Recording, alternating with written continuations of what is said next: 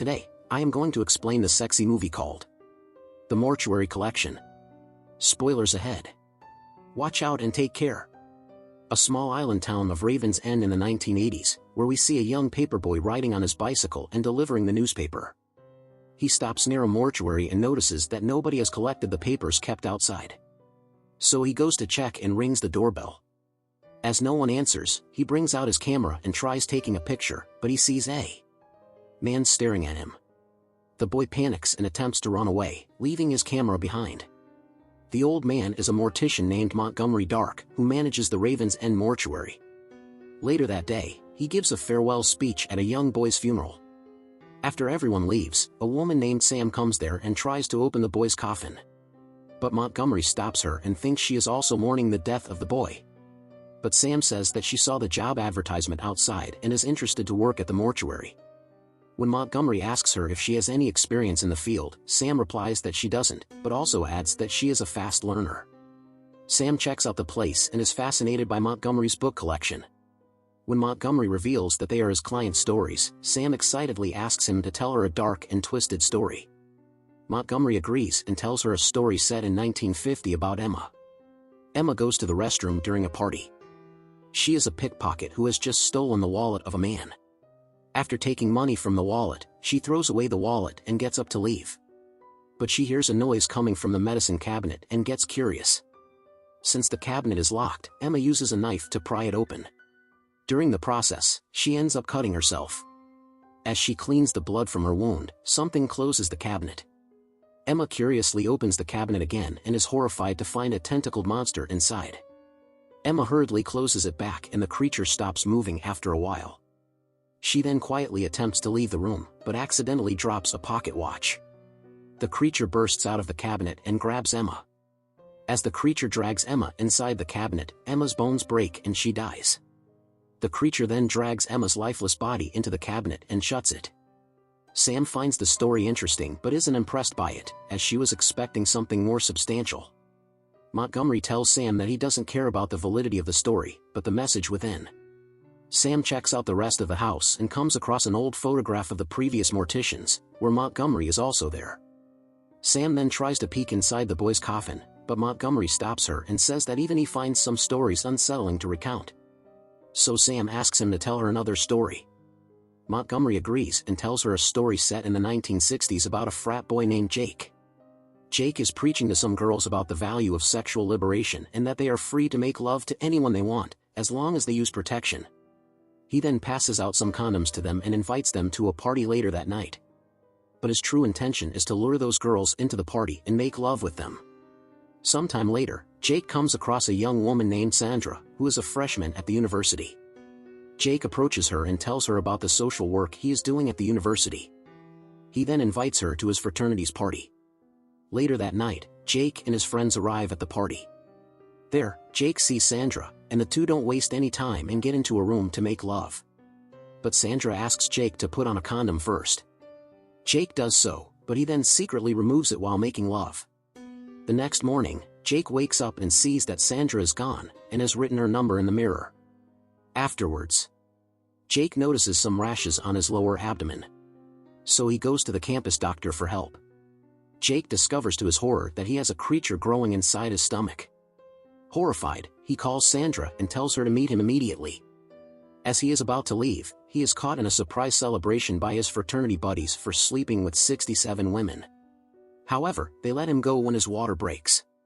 Jake reaches Sandra's house, where he meets her parents. Sandra's parents lay him down on a table to help him give birth. Sandra comes downstairs and gets furious when she learns that Jake took his condom off. Jake reveals that he used to be overweight, and losing weight has made him a terrible person. But Sandra ignores him and makes a phone call to another man, saying that she is now free to go on a date with him. After she leaves, Jake asks Sandra's parents how they will get the baby out. Sandra's mother reveals and tells him that it will come out the same way it got in. As the baby forces its way out, Jake's stomach explodes and he dies. Sandra's mother then takes the monstrous baby upstairs and lays it in a crib in a room full of other monstrous children. Sam is impressed with the story, but she still wants to hear something much better than this.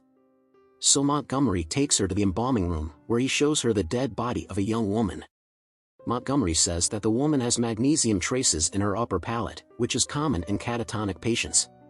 As they inspect the body, Montgomery tells Sam another story of Carol Peters and Wendell Owens, which is set in the 1970s. Wendell takes care of his catatonic wife Carol all day. But he is losing his patience and doesn't know how long he will have to keep doing this. So he asks the doctor how much longer will Carol live, to which the doctor replies 1 year. Wendell gets upset, as he doesn't want to spend the entire year taking care of his sick wife. So the doctor gives him some painkillers and indirectly tells him that if he gives Carol more than 2 pills, she will die peacefully. So later that night, Wendell dresses up Carol for a candlelit meal. He gives her an Arctic hare figurine. He then mixes the pills into her food and feeds her. But suddenly, Carol grabs his arm. Shocked, Wendell unstraps her and makes her vomit the food. He lets go of her and her head falls on the table. When Wendell pulls her head, he sees that the figurine is pierced into her head. Scared, Wendell decides to dump the body in the ocean. So he tries to put the body inside a chest, but she doesn't fit in. So Wendell cuts her into smaller bits and puts everything into the chest. As he tries to leave, the elevator stops all of a sudden. He then sees Carol's blood leaking from the box and attempts to escape through the trapdoor but fails. Wendell then tries to open the chest, but the lift starts falling. Carol's body comes out of the box. It places his wedding ring on him and gets him to kiss her. Sometime later, the cops find Wendell inside the lift repeating his wedding vows while hugging his album. Sam likes the story but says that his stories are easy to predict because they include people paying a terrible price for their mistakes. Montgomery says the message is timeless because there is no such thing as an unpunished crime. He then takes the boy's coffin into the cremation room. As he is about to cremate the body, Sam confesses that she lied to him. She came to see the boy because she was the one responsible for his death. So Montgomery allows her to see the body. Sam then narrates her story of what happened that night. She is babysitting the boy, as his parents are out of town. Sam learns from the news that there has been a riot in the asylum. The officers warn residents to shut their doors. Sam takes out the trash but doesn't notice the smashed window near the door. When she comes back inside, she sees a man standing with an injury to his head. She picks up a cleaver but drops it when the man comes close to her. Sam tries to help him and tends to his injuries. Just then, the boy's mother calls Sam and informs her that someone with a history of killing children has run from the asylum.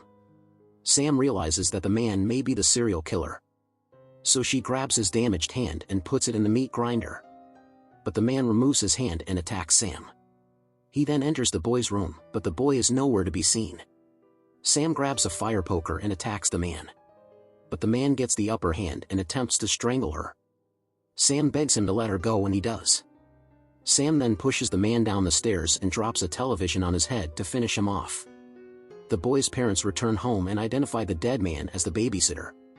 It turns out that Sam's real name is Charlotte Gibbons, the Boggy Bay Tooth Fairy, who escaped from the asylum. The boy's parents then find the boy's body in the oven. Montgomery asks why Charlotte has come to the mortuary, to which Charlotte reveals that she is there to take the boy's teeth as a trophy. She then stabs Montgomery, as she doesn't want anyone else to know about her. But Montgomery starts laughing and tells Charlotte that she has been hired. Sam tries to escape, but she finds herself back inside the house when she leaves the house through the front door. Montgomery reveals that he was like Charlotte a long time ago. He thought he could avoid his punishment, but he was wrong when he stepped into the house. He then tells Charlotte that she would be shocked to know how many of the library's stories are hers. Some ghost-like figures then begin to emerge from the pages and attack Charlotte, eventually killing her. Later, Montgomery stitches her body back together. He then leaves the house and explodes into dust soon after stepping outside. Charlotte wakes up and sees herself in the mirror. It turns out that she is the new mortician now. In the next scene, we see Charlotte narrating a story to the paperboy. He then tries to leave, but she tells him that she is about to prepare dinner. This movie ends here.